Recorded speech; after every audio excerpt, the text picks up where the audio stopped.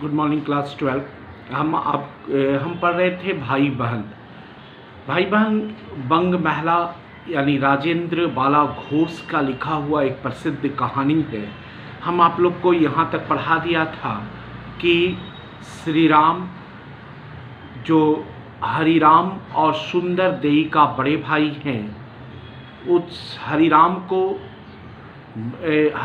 को समझाते हुए कहते हैं कि तुमने जो ये खिलौने लिया है, ये खिलौना जर्मनी का है और किसी तरीके से भी ये तुम्हारा जो पैसा है ये कहाँ जाता है, जर्मनी चला जाता है। तो इससे हमारे देश का कोई फ़ायदा नहीं होता है, बल्कि फ़ायदा किसको होता है, जर्मनी का होता है। और उन्होंने यहाँ तक कहा कि अगर तुमने इसे मोल लिया है, 2 दिन के पीछे तोड़कर फोड़कर क्या कर दोगे, फेंक दोगे। परंतु ऐसे तुच्छ खिलौने के लिए कई लाख रुपए हर साल हिंदुस्तान से निकल जाते हैं।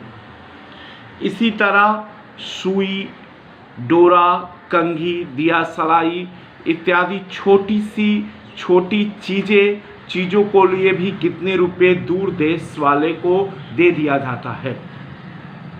उनका लेखा लगाने से छाती दहल जाती है और उसी के साथ थोड़े से मुनाफे पर चावल, गेहूं आदि गल्ले बेच डालते हैं। इससे दूसरों का कुछ दोष नहीं है। हम सब अपनी ही करनी से दीन से दीन, गरीब से गरीब, अधम से अधम हो रहे हैं। उन्होंने कहा कि अपनी ही करनी से हम गरीब से गरीब हो रहे हैं। हम विदेशी सामान को ज़्यादा उपयोग करते हैं और स्वदेशी सामान जो हमारे देश में बनता है उसे हम उपयोग नहीं करते हैं। पर तब भी चेत नहीं होता है, तब पर भी हम होशियार नहीं होते हैं। हम लोगों में एक भारी कमी है कि जितना करते हैं उसका चौथाई हिस्सा भी नहीं कर सकते। हम सिर्फ बोलते हैं, लेकिन हम जो हैं उसकी चौथाई हिस्सा भी पालन नहीं करते हैं। यह बात तो सभी कहेंगे कि भारत का सब तरह से सत्यानाश हो रहा है, किंतु उसकी बिगड़ती हुई दशा को सुधारने में बहुत ही कम मनुष्य बचे हुए हैं। आज तुम लड़के हो, श्री राम हरिराम को समझाते हुए कहते हैं कि आज तुम बच्चे हो, आज तुम लड़के हो, कल तुम ही युवा पुरुष हो जाओगे। यदि चाहोगे तो अपने हाथ से इस गिरे हुए देश को बहुत कुछ भलाई कर सकोगे। तुमको चाहिए कि अपने देश की भलाई के लिए उपाय विचारें और सीखो। लड़कपन में ही जिस बात का प्रभाव मनुष्य पर पड़ जाता है, बड़े होने पर उसी अनुसार व्यवहार करता है।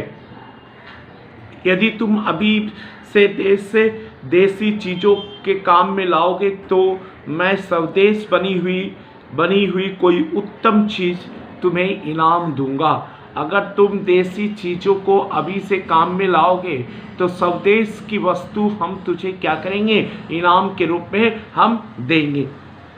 ऊपर लिखी हुई बातों को हुए आज 20 वर्ष हो गए। अब बाबू हरिराम वर्मा BL शहर एवं के एक नामी वकीलों में से हैं। मतलब कि बाबू हरिराम एक बहुत बड़े वकील बन गए। यद्यपि शहर के कोई एक अच्छे पुराने वकील हैं, किंतु देश की भलाई के लिए सब काम में बाबू हरिराम जो हैं सब काम में अगुआ हैं, सब काम में आगे हैं। आगे होते हुए हरिराम सबके ऊपर हो रहे हैं। हरिराम ने अपने खर्च से निज व्यय से मातृ भंडार नामक एक बहुत बड़ी दुकान खुलवाई, जिसमें हर मनुष्य के काम लायक सब स्वदेशी बनी चीज़ें मिलती है। बाबू श्री राम अपने छोटे भाई का इस भांति स्वदेश प्रेम और अपने उपदेश के प्रभाव को देखकर बहुत खुशी होते हैं। बहुत उनको अच्छा लगता है कि चलिए हमारा छोटा भाई जिसको मैंने बचपन में स्वदेश वस्तुओं के बारे में समझाया, आज उसे समझ में आया और वो आज इतना बड़ा कार्य अपने देश के हित के लिए, अपने देश की भलाई के लिए कर रहा है। सुंदर देई भी 11 वर्ष की अवस्था में एक जमींदार की पतोहू हो गई। उनके पति भी एक देश हितैषी सज्जन हैं। अब सुंदर देई अपने घर की मालकिन हुई और अपने पति के सद्गुणों को अच्छे कामों की सहकारिणी बनी हुई है। तो ये कहानी था भाई बहन, जिसमें लेखक जो है स्वदेश वस्तुओं पर महत्व दिलाता है कि अपने ही देश के बनी हुई वस्तु को हमें उपयोग करना चाहिए, जिससे हमारा देश का हित पहुंचेगा, हमारे देश का भलाई होगा, हमारे देश का फायदा होगा। और विदेशी वस्तुओं को अगर उपयोग करते हैं तो हमारे देश का पैसा, हमारे देश का संपदा, हमारे देश की संपत्ति बाहर चला जाता है। तो ये कहानी हमने आज पूरा पढ़ा दिया है और इसका आप क्वेश्चन कर लीजिएगा। धन्यवाद।